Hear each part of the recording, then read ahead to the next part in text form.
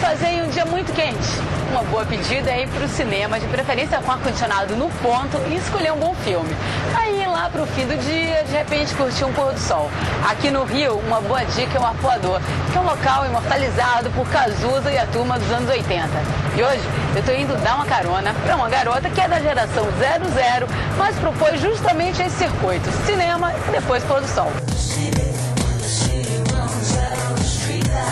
A Ana Paula Maia é escritora, dramaturga e amante de cinema. Ela já lançou 3 romances, sempre com nomes curiosos, como O Habitante das Falhas Subterrâneas. Esse é o seu livro de estreia. E no mesmo ano, em 2003, ela escreveu o monólogo que foi encenado. Bom, agora eu estou indo encontrá-la no cinema da Praia de Botafogo, que é o bairro onde ela mora. Vamos saber se ela sonha, de repente, em ter uma obra dela adaptada para o cinema. E daqui a gente vai seguir lá para o Arpoador, por que não? Bom, e você vem com a gente, né? De busão. Ó, chegamos. O cinema é bem aqui. Vamos trazê-la aqui pro busão, né? Bom, ela deve estar na frente do cinema. Vamos nessa. Oi, Ana Paula? Tudo jóia? Tudo bom? Eu sou a Liliane. A gente dá a carona, tudo bom? Vamos nessa.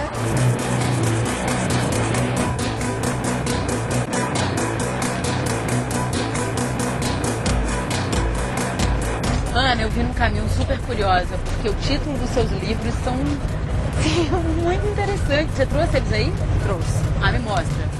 Então, que eu quero ver, tô curiosa para ver a capa dele. Tirando do primeiro, que era uma coleção de novos autores, então eles não investiam muito em capas e nada. Esse aqui é o primeiro. É o Marco Zero. É o Marco Zero. O Habitante das Falhas Subterrâneas. Gente, olha esse título. O título é inspirado em Júlio Verne, Viagem ao Centro da Terra. Daqui eu fui pro segundo, que é a Guerra de Bastardos. O Habitante escrevi em 2 meses e meio, foi nas férias da faculdade. E esse eu já fiquei 2 anos escrevendo, que é um livro com uma média de uns 40 personagens, é uma trama imensa, tudo articulado, trabalhado. Caramba. Era uma experiência que eu queria muito viver, que era a experiência de trabalhar uma história com essa estrutura grande, né? Uma imensa história. Então, e depois veio o Tarantino com Bastardos Inglórios. Foi bom, né? Você gostei, tem uma sintonia. Sintonia no mesmo período ali. É. Eu vou seguir na linha dos títulos, porque eu fico muito em cima dessa curiosidade. Olha pra esse. Entre rinhas de cachorros e porcos abatidos. Esse é o meu xodó. Esse é o mais novo. É o mais novo. Tem uma coisa de cinema nos seus títulos? Tem sim. Eu acho que tem. Eu tenho muito de cinema, muito mais do que de literatura, né? Porque às vezes o artista plástico vai beber na literatura, não necessariamente na arte plástica. Às vezes o músico bebe na poesia, não necessariamente na música. E eu bebo no cinema, não necessariamente só na literatura. E que espaço resta para as mulheres na sua literatura? No próximo livro novo tem uma cadela. É o máximo que eu posso deixar. É a grande protagonista, é uma cachorra. Tem uma cachorra que não é protagonista, mas ela é a grande personagem do livro.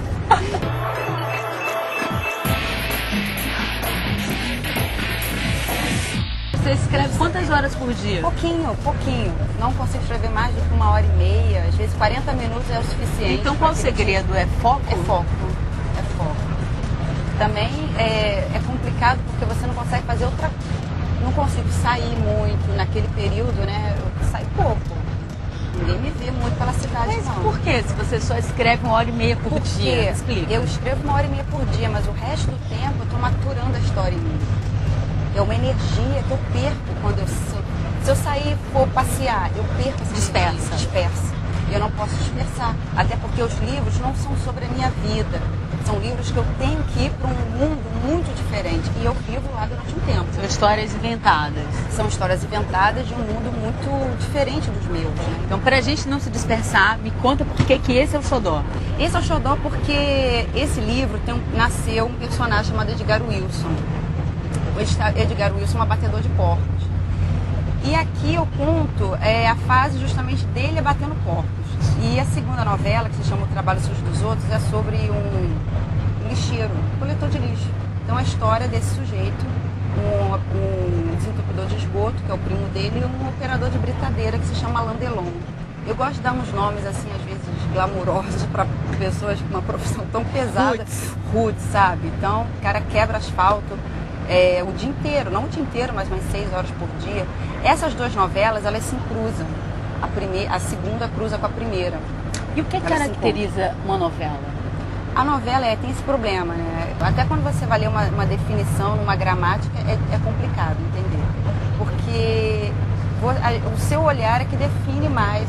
Eu defino assim, falta de subtrama, seguir sempre um personagem, uma história mais enxuta. Olha, mas você me falou uma palavrinha-chave, olhar. Olha onde nós estamos. Vou te dar a câmera, me dá ela aqui.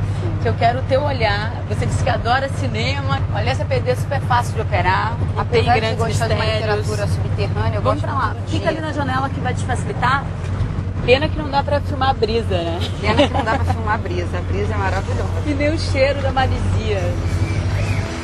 I hear the train coming, it's rolling around the bend. I ain't seen the sunshine since I don't know when.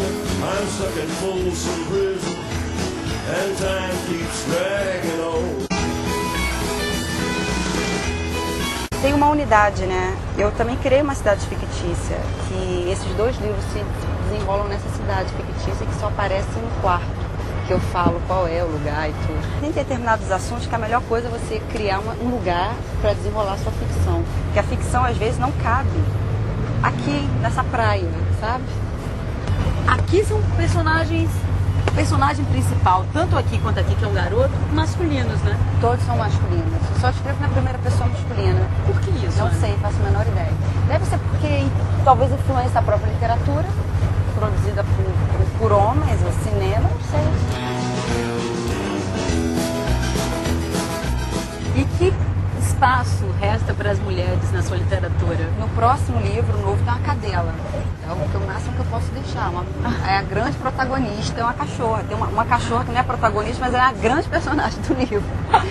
Ana, você estava me contando aí no meio da conversa que você costuma ir para as feiras, encontros literários e tal. Sim. E além de escritores, lá também tem um contato com o público, né? Tem, e é muito bacana. O que as pessoas costumam dizer sobre a sua literatura? Ficam muito intimidadas. Eu costumo brincar, eu não carrego uma pistola na cintura. Porque você passa uma pessoa Passa forte. isso. E as pessoas às vezes se sentem intimidadas. Aqui, qual dos livros foi esse livro que Foi escrito primeiro na internet, publicado mesmo, na íntegra? Foi quase na íntegra. Eu deixei só o final em aberto. Que você não é boba nem nada. Eu não sou boba nem nada, porque eu também não tinha decidido se eu ia terminar ali, entendeu? E agora eu fiz o caminho inverso. Peguei esse livro primeiro, que eu publiquei em 2003. O Habitante das Falhas Subterrâneas. E estou publicando agora na web em formato de folhetim, numa edição que eu revisei. Gente, olha, chegamos no arcoador da vontade de entrar.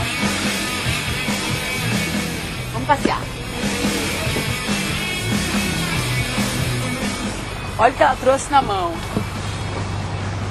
Que caixinha é essa? Pois é uma caixinha que eu tenho desde os 8 anos de idade, assim, há 24 anos eu tenho essa caixinha.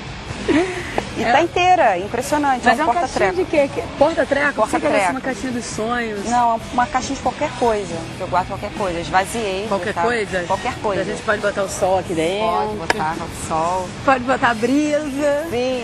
Cheirinho da marisilha. Pode. Vamos sentar um pouquinho aqui, Ana.